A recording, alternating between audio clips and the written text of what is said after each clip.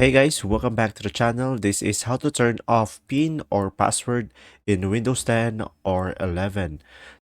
So guys, first thing that you will do is simply go to the start menu over here on the bottom left and go to the search bar and just simply search for change your password.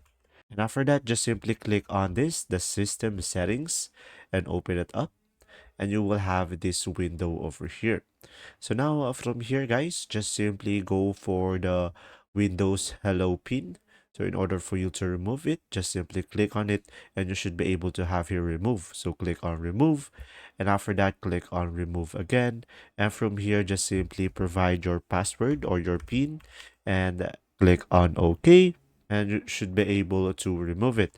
And now in order for you to remove your password, just simply click on password over here, and after that, you can just simply click on change. And from here, just simply provide your current password and click on next. And after that, just simply leave this a blank one in order for you to remove it. And just simply click on next over here and click on finish. And from there, you should be able to remove it. If this video was helpful, please like and subscribe, and thanks for watching.